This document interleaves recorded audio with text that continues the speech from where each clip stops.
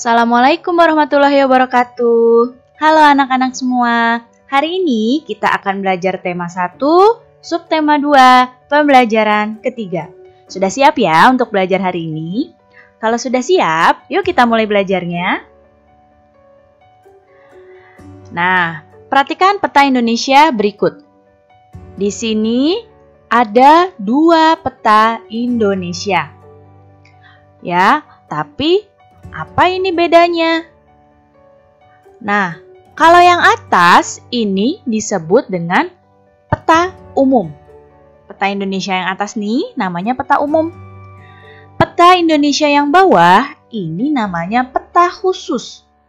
Loh, kok sama-sama Indonesia ada yang namanya peta umum, ada yang namanya peta khusus?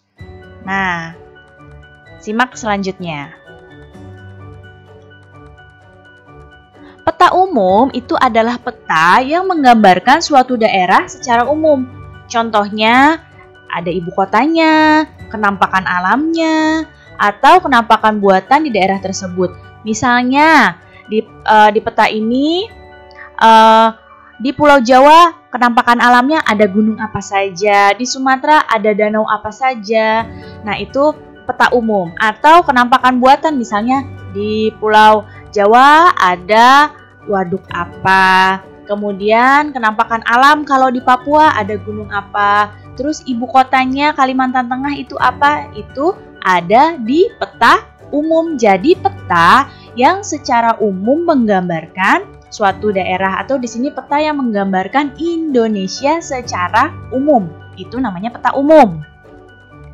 Nah, sedangkan kalau yang ini namanya peta khusus.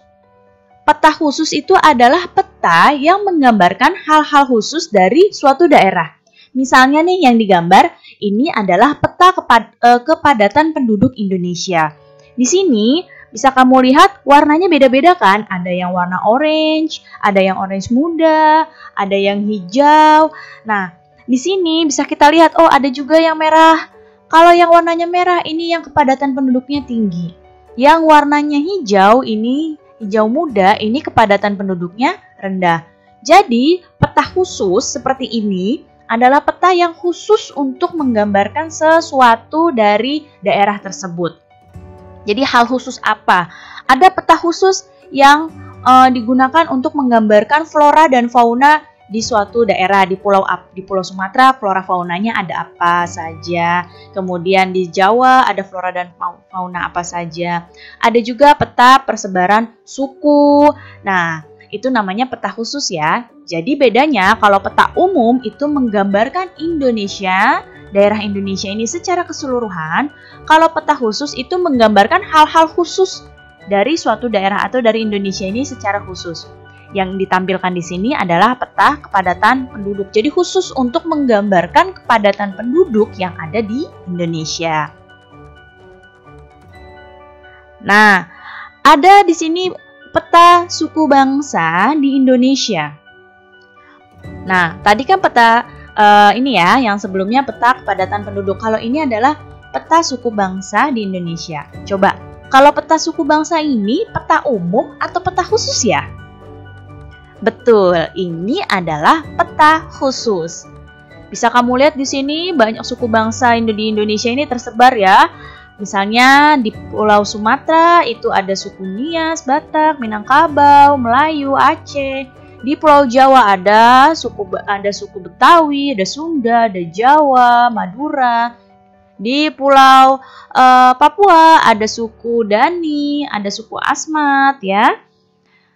Nah, bisa kamu lihat di sini, Indonesia itu memang negara yang sangat besar, yang punya beragam suku dan budaya. Negara lain tidak ada yang punya suku dan budaya sebanyak di Indonesia. Nah, keragaman di Indonesia ini tidak membuat bangsa kita jadi terpecah belah, tapi harus tetap bersatu dengan berdasarkan nilai-nilai luhur Pancasila. Kan sebelumnya kita sudah belajar bahwa sila-sila dalam Pancasila punya nilainya masing-masing. Sila ke-1 ada nilainya, sila kedua ada nilainya yang kita jalankan dalam kehidupan sehari-hari. Nilai-nilai luhur tersebut tercermin dalam kehidupan berbangsa dan bernegara bagi masyarakat Indonesia. Nah, di sini Ibu akan mencontohkan perilaku yang tidak mencerminkan nilai Pancasila. Misalnya nih di sekolah. Wah, sekarang kita sedang tidak sekolah ya, pasti kangen sama sekolah. Ini Ibu kasih contoh di sekolah nih. Perilaku yang tidak mencerminkan nilai Pancasila kalau di sekolah. Pilih-pilih teman. Misalnya nih maunya hanya teman yang kaya saja. Nggak mau meminjamkan peralatan sekolah pada teman. Mencontek. Nah, itu termasuk tidak mencerminkan nilai Pancasila. Berkelahi. Tuh, siapa yang suka berkelahi di sekolah? Itu berarti dia tidak mencerminkan nilai Pancasila. Tidak mau ikut upacara bendera dan mengejek teman. Itu contoh tidak menjalankan perilaku Pancasila di sekolah. Kalau yang tidak mencerminkan nilai Pancasila di rumah nih contohnya. Tidak melaksanakan ibadah. Misalnya yang muslim nggak mau sholat, itu berarti dia termasuk tidak menjalankan nilai Pancasila. Yang Kristen tidak mau ke gereja, berarti dia juga tidak menjalankan nilai Pancasila.